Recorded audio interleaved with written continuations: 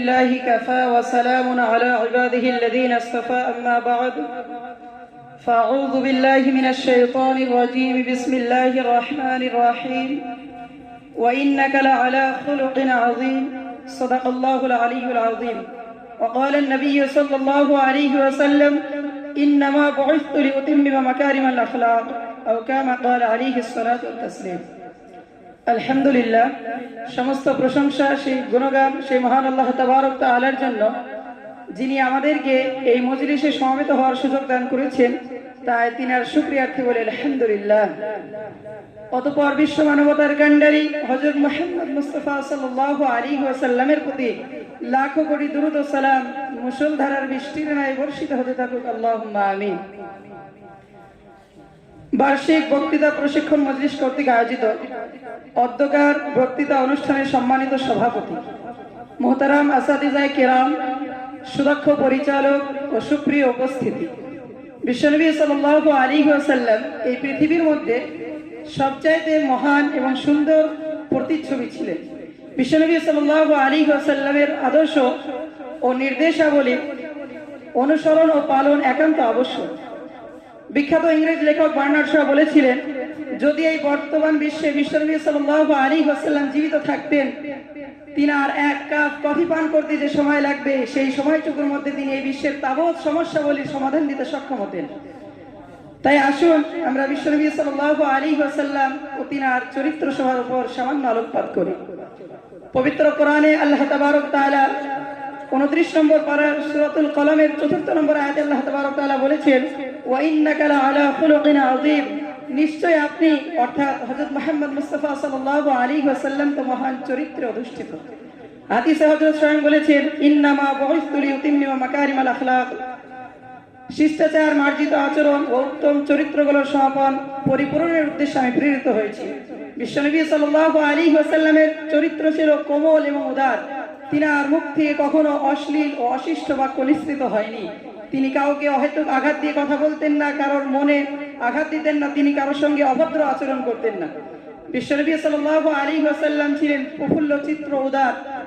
বিশ্বনবী সাল্লাল্লাহু আলাইহি ওয়াসাল্লাম সাহাবীদের সঙ্গে সবসময় খোলাখুলিভাবে মেলামেশা করতেন, এমনকি তাদের মনোরঞ্জনের জন্য হাস্য কৌতুক করতেন। তিনার হাস্য কৌতুকও ছিল অর্থপূর্ণ।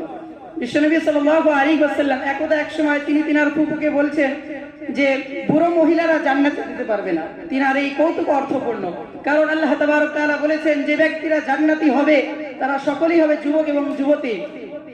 বিশ্বনবী সাল্লাল্লাহু আলাইহি ওয়াসাল্লামের এই কৌতুক অর্থপূর্ণ। বিশ্বনবী সাল্লাল্লাহু আলাইহি ওয়াসাল্লামের উদ্ধৃতি দিতে গেলে এই সময়ের স্বল্প পরিসরে এগুলো তুলে ধরা সম্ভব হবে না।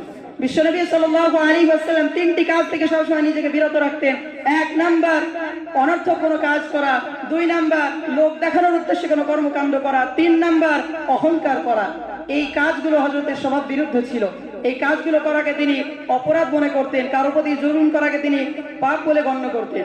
বিশ্বনবী সাল্লাল্লাহু আলাইহি ওয়াসাল্লাম এই পৃথিবীতে এসেছিলেন দয়া, ক্ষমা ও সহিষ্ণুতার উদাহরণস্বরূপ।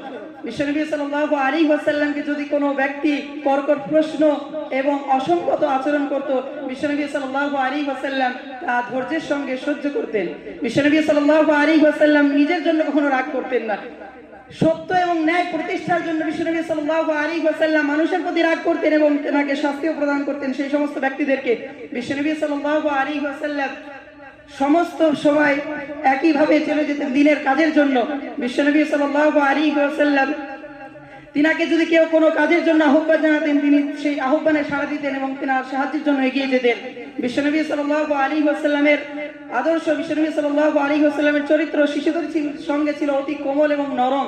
তিনি শিশুদের সঙ্গে অনেক কোমল আচরণ করতেন এবং মনের মতো ভালোবাসতেন। বিশ্বনবী সাল্লাল্লাহু আলাইহি ওয়াসাল্লাম কখনো অহংকার করতেন না। বিশ্বনবী সাল্লাল্লাহু আলাইহি ওয়াসাল্লাম সাহাবীদের সম্মুখে কখনো পা লম্বা করে বসেননি।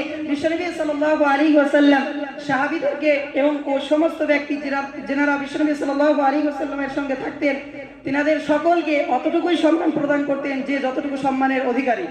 বিশ্বনবী সাল্লাল্লাহু আলাইহি ওয়াসাল্লাম রাষ্ট্র পরিচালনা থেকে শুরু করে নিজ ঘরের সমস্ত কাজ নিজেই করতেন এবং কি বাজার থেকে পণ্য ক্রয় করে তা নিজের হাতে বহন করে আনতেন। তিনি রাষ্ট্র পরিচালনা করার পরেও সব সময় তিনি সাধারণভাবে জীবনযাপন করতেন।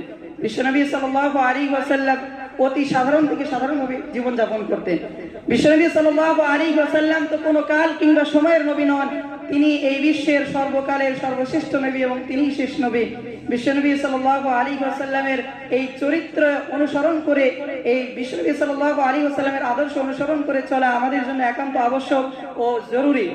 তাই তো কবি বলেন, নবীর চরিত্র চিত্তিত করে যে আপন চিত্ত মাঝে, নবীর চরিত্র চিত্তিত করে যে আপন চিত্ত মাঝে, সম্মানের আসনে সমাসীন তারা বিশ্ব সমাজে। আল আন আনা আখতাদিমুল কালাম। আসসালামু আলাইকুম ওয়া রাহমাতুল্লাহি ওয়া বারাকাতুহু।